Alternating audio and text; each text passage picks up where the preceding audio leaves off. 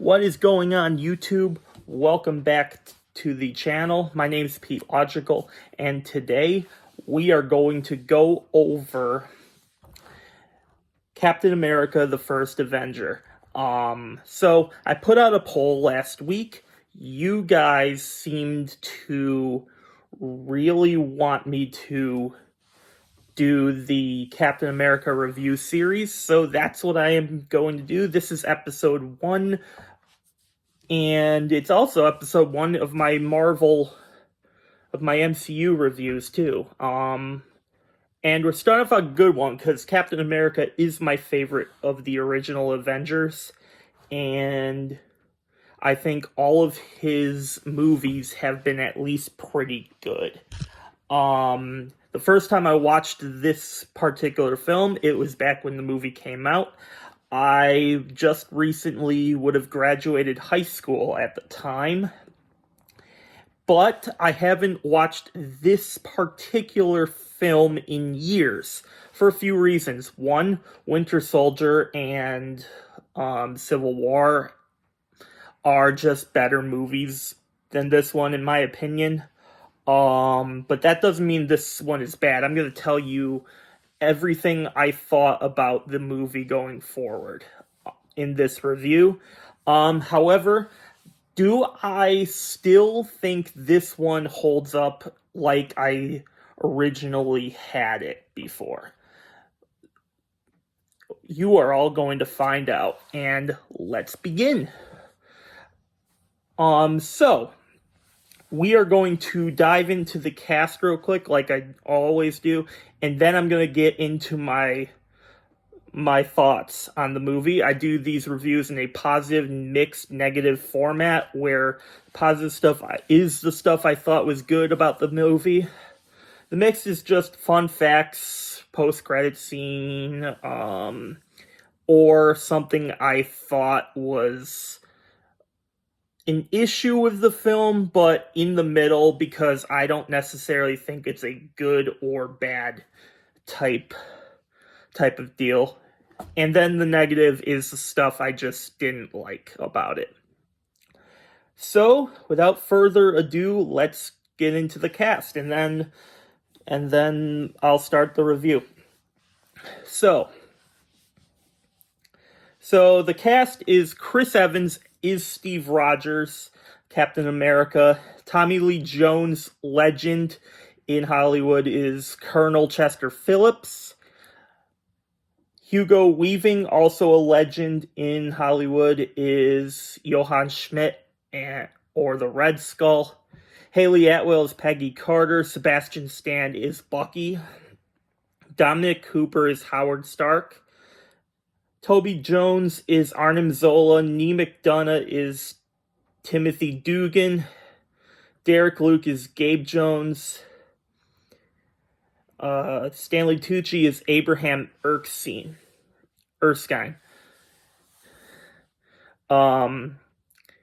The cast members: Samuel L. Jackson is Nick Fury. Kenneth Choi is Jim Morita. Bruno Ricci is Jacques Dernier. J.J. Field is James Montgomery Falsworth. Richard Armitage is Heinz Kruger. Lex Schrapel is Gilmore Hodge. Michael Brandon is U.S. Senator Brandt. David Bradley plays a church keeper. Natalie Dormer is Lorraine. Jenna Coleman is Connie. Laura Haddock is an autograph seeker. And Stan Lee plays a general as a cameo. And this was at a time when Stan Lee was alive, he cameoed in all Marvel movies. And it was kind of a tradition right up to his passing in 2016, I think it was. And yeah, it was just, he'd cameo in all the movies. So you're going to see a lot of these once I go through other MCU films.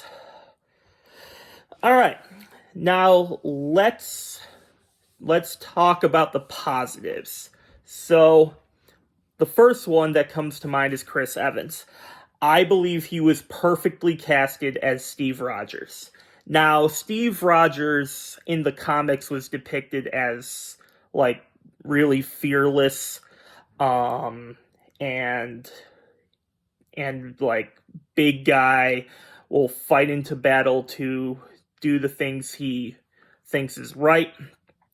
And Chris Evans embodies everything I want from a Captain America. And he definitely is the perfect Steve Rogers, in my opinion. I also like Steve's character arc that he goes on. Basically, he starts off as a little dude that likes getting picked around, and then over time, he gets the super serum injected in him, and then he becomes a war hero. And I think it's very inspiring for anybody who's like in some kind of rut in their life. Like there's always hope on the other side of things. So I think that's what I've always liked about Steve Rogers and Steve's character arc.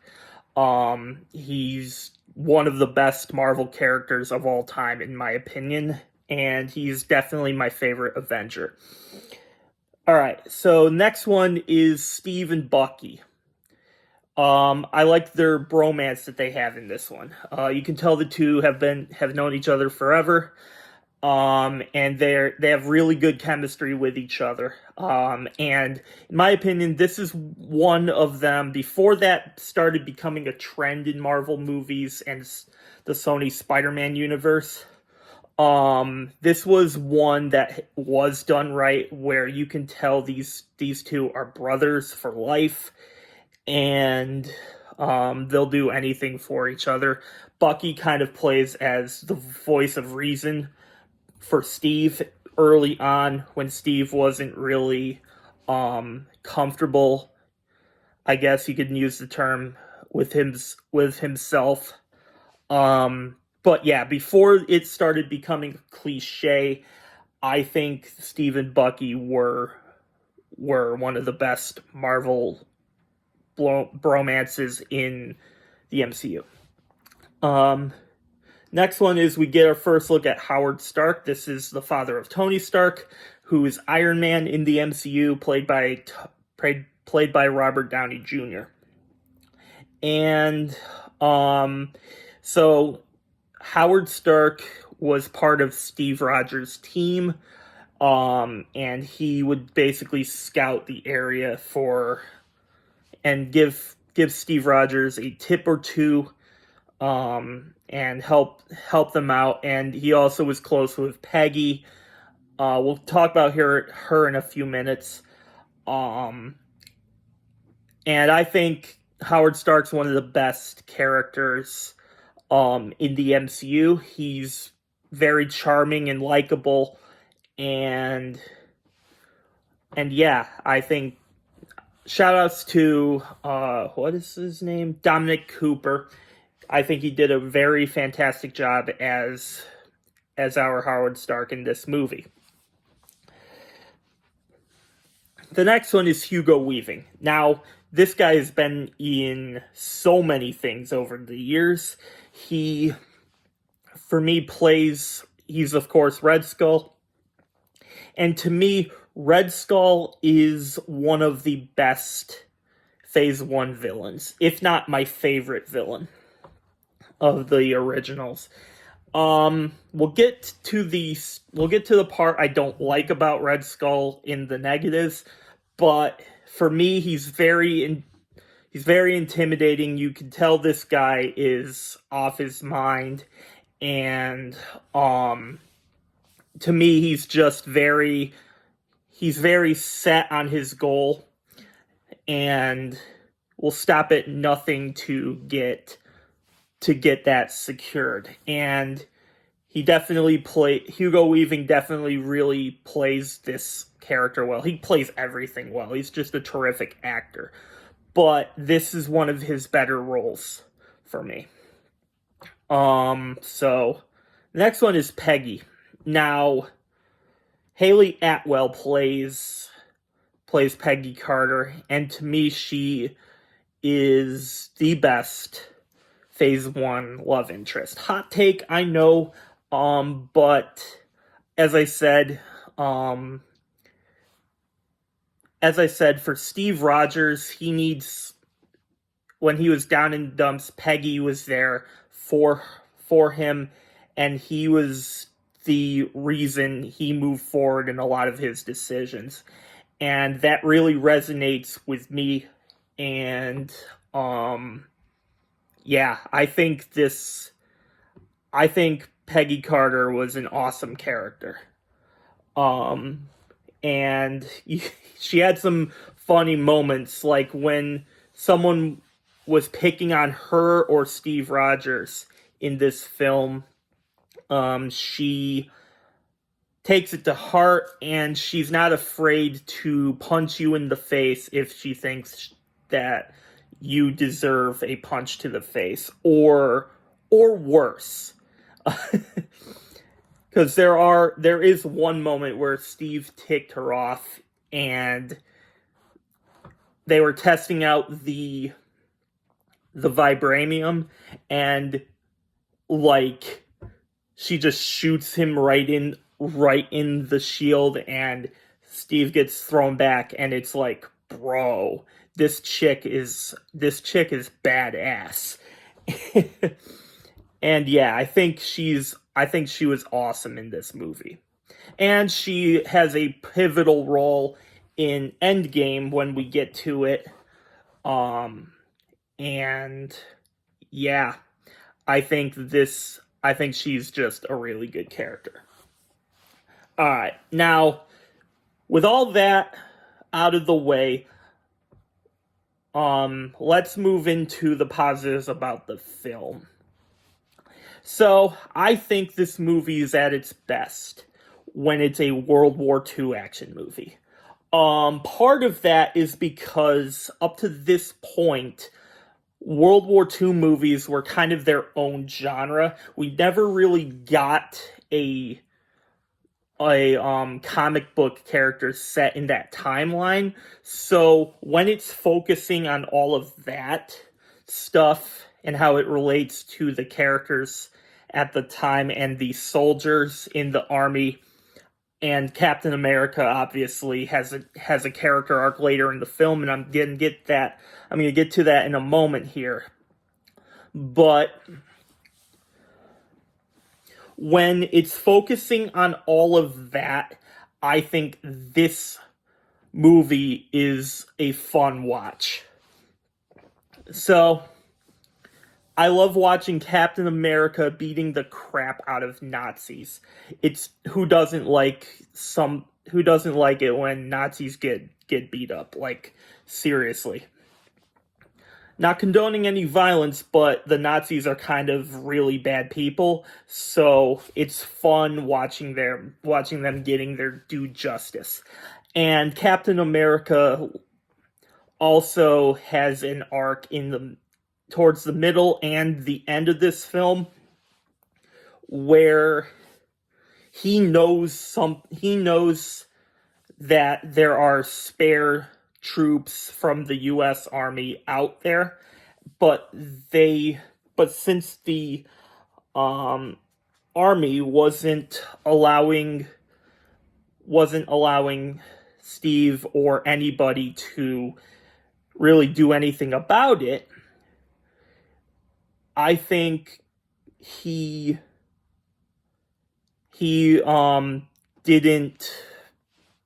wasn't so, when the army wasn't letting anyone do anything about it, Steve was like, no, I'm gonna get these people back. And watching him bring his countrymen home was really awesome to see.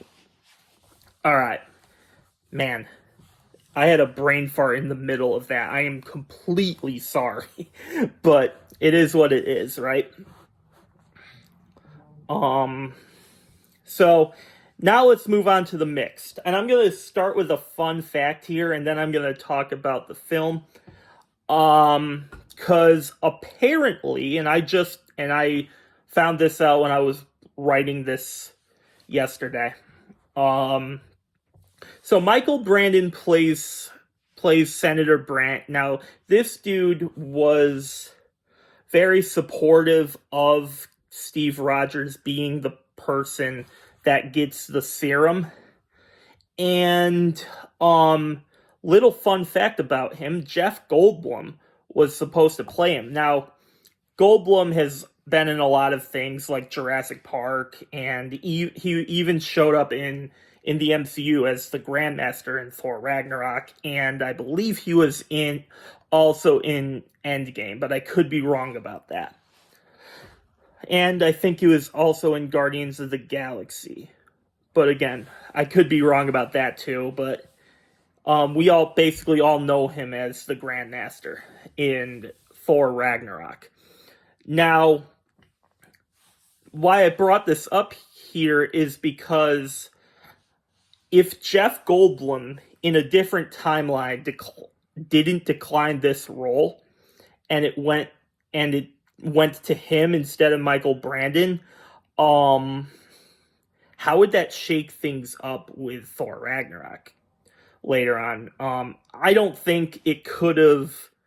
I don't think it would have mattered. I think he would have been fine playing that one since this dude was a side character in this movie, and he probably only had like, I don't know, like maybe 5 lines of dialogue the entire time, if that. So I think it would have worked regardless, but I believe that would be really cool to think about.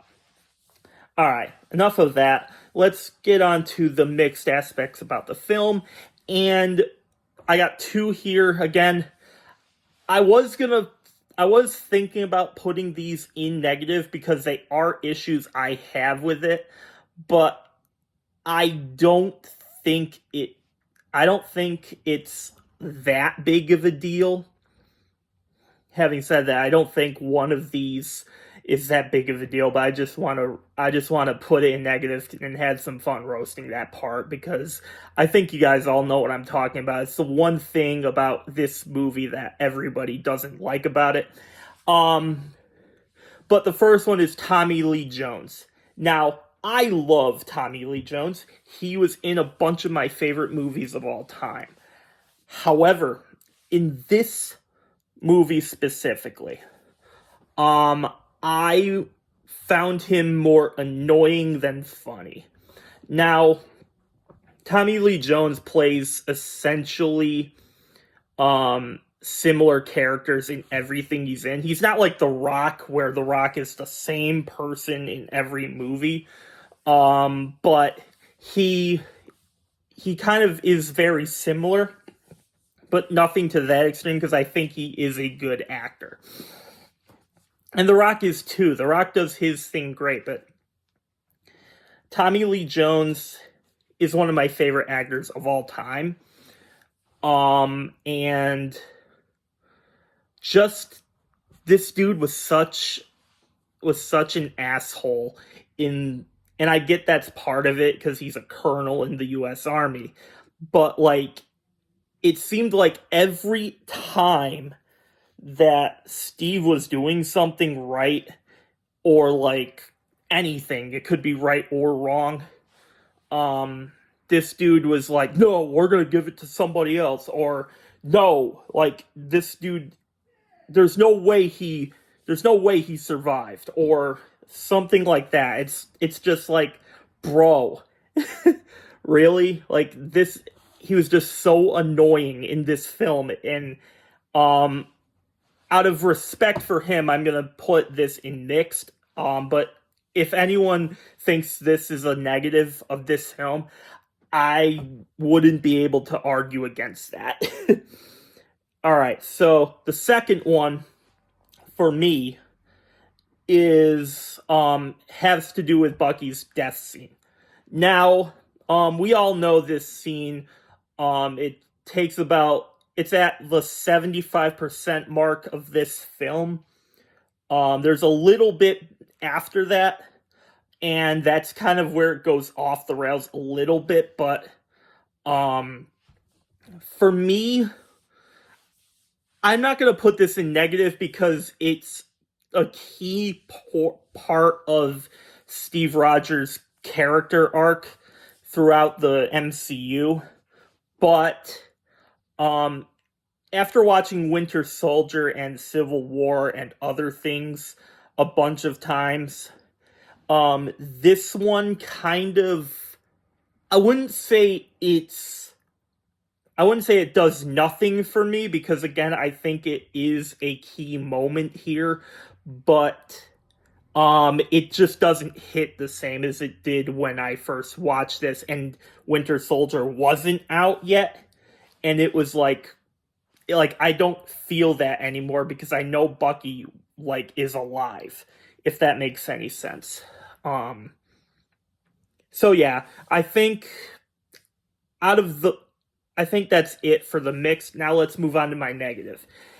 And this first one is a bit of a nitpick, so I was debating putting this one in mixed, but this one kind of annoyed me more than the others, so that's why it's a negative. And it's not really a huge deal. I just want something to roast here. So I'm gonna roast the play sequence in this. For me, this thing does nothing for the plot of the film at all. And it does absolutely nothing for driving the plot forward. I don't think it's the worst thing in the world, but I remember when I first watched this and it got to this part, I didn't like it then, and I still don't. And since I think this movie kind of, I wouldn't say it's bad, but it kind of didn't age particularly well. I think this just got worse for me. So I think it does nothing to drive the plot forward. So it's essentially a commercial break in the middle of the 75, in the middle of the film. Another thing, it's used as a comedy relief because Steve has a bunch of one-liners in this, which are kind of funny. They're kind of good, but aside from those bits, it's just not funny in the slightest. And I think it's kind of cringe, to be honest. So yeah, I just wanted to roast that a little bit because I don't think anybody likes that part, and I could see a bunch of comments flying in no, you should probably put this in negative. But again, if this should be in mixed, it doesn't matter to me. Now let's move on to my actual criticisms about this film. And I kind of hinted at this next part in my Tommy Lee Jones thing, but I just think the script in this was so cynical when it came to Steve Rogers. I think whoever wrote this film wrote Steve so sympathetic that they forgot he was actually the main protagonist. So it just feels like he keeps taking these undeserved punches. Whether that be actual punches in the beginning of the movie in an alley, where before Steve got the super serum, whether that be Bucky making jokes about taking a girl out, or when Steve finally gets a girlfriend,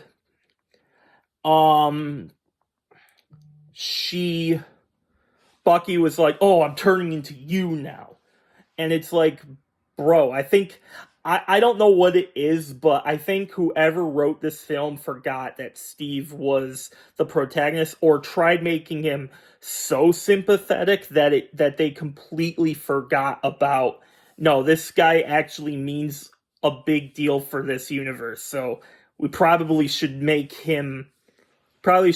hate on this guy too much. But that's kind of where I was feeling about this. I don't think it's as bad as as most do, but I do believe it is a valid criticism of this movie. And then my second one is, and the last one I have here, is the CGI. The CGI just in this film looks so dated now that you could tell it came out in 2011. Particularly with the lightning effects, and I hate saying this because I gave him a ton of praise at the beginning, but I don't know, something about the Red Skull after he kind of goes Leatherface and takes his face off, all of that looks kind of messy, especially when Red Skull was in Endgame, and he had such a better design to me in that movie. So I just think, I don't know, I just think maybe it's the technology at the time and tech limitations, but those two things with the CGI just did not look good for me. And there was also a bunch of robot stuff where they shoot flamethrowers. So those looked fine, but we just had, I don't know if this one did it come out after Thor? I forgot which one came first. Yeah, it did come out after Thor.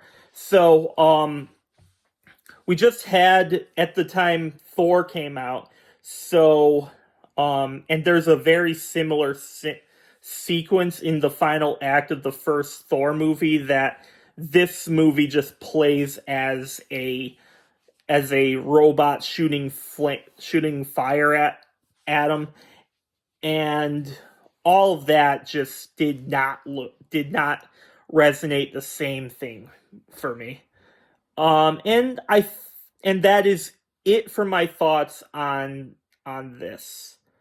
All right, before I give you my score, if everything there sounded good for you, make sure you hit the like button and subscribe to the channel, ring the bell so you won't miss a future upload from me. Like I said, I'm going to be doing a lot of Marvel stuff over the course of the year, so if you're an MCU fan, there's going to be a lot of things for you to eat up. Alright, so with that out of the way, over on Rotten Tomatoes, the critics is sitting at an 80% on this movie, and the audience gave it a 75. Now, I'm sure those numbers were higher when it came out, but right now, obviously, it's over a decade and almost a decade and a half since this movie came out. So for it to still be sitting at an 80 from the critics and 75 from the fans is actually a pretty good movie. So yeah, that's Rotten Tomatoes. What do I think? I'm gonna give this one a 4 out of 5 and an 80% out of 100. It's definitely one of the better Phase 1 films. There are others that I like more, but Captain America is my favorite MCU character. And yeah, I think this is a legendary movie, and it kicked off, well, it didn't kick it off, it was the second to last Phase 1. So, yeah, be sure to stick around on the channel because I'm going to release these probably weekly. So next week I'll release my Winter Soldier review, and because we're because the Brave New World comes out the 14th. And okay, so I'm not gonna. No, I could release these weekly. Yeah, I'm gonna release one next week, and that'll be my Winter Soldier review. A week from that, I'll release the Civil War one, and 2 days, and on the 12th, that would be 2 days before Brave New World comes out, I will release my series review of the Falcon and Winter Soldier. And then on either Friday or the weekend of the 14th, I will release at some point there my review of Brave New World, and then do a ranking of all the Captain America movies, and probably a character ranking too. I want to do as much MCU stuff as I can, but I'm gonna wait for all the movies to end before I give you any sort of ranking for these. But yes, but with all that out of the way, for thank you for joining me for this review, and I will see you all tomorrow, because I got a top 10 coming out for you tomorrow. So yeah. Love you guys, and later.